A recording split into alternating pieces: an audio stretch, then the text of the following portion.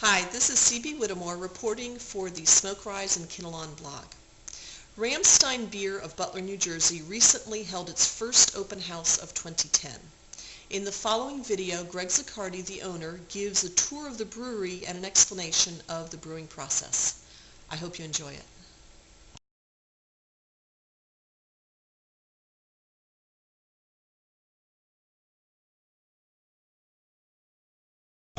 Incredible helper here at High Point, and what we use is diatomaceous earth. It's a small particle that's found on the bottom of the ocean, and it has a large surface area.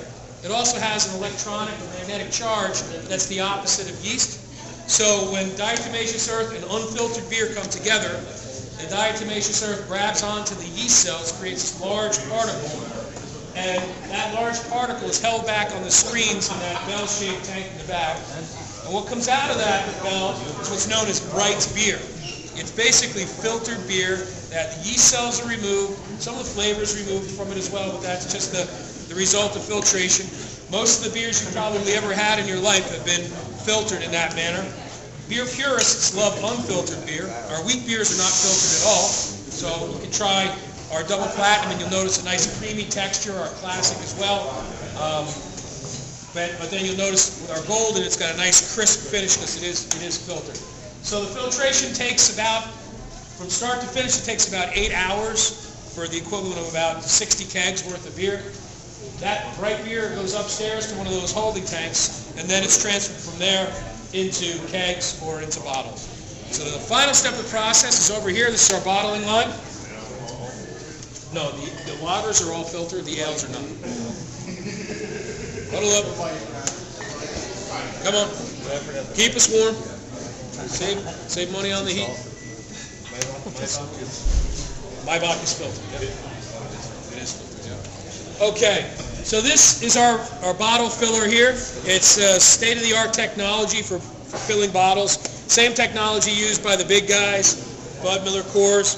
It's known as a counter-pressure, double pre-evacuation bottle filler, but you knew that already.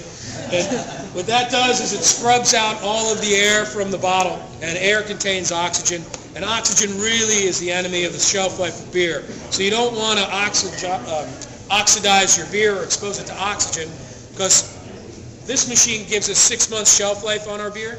We don't add any chemicals, any kind of bizarre preservatives, just those 4 ingredients, and we don't pasteurize our beer.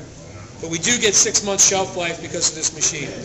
And what it does, like I said, is it removes all the oxygen, displaces it with CO2, then CO2 is displaced by beer. Beer never comes in contact with oxygen.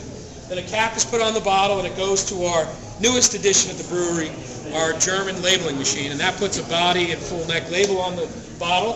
Finished bottles arrive by Captain Mike over there, and then they go directly into case boxes and ready for market. So the entire process depends on the beer, but for our wheat beers typically take about 3 weeks, and for our lagers take about 6 weeks.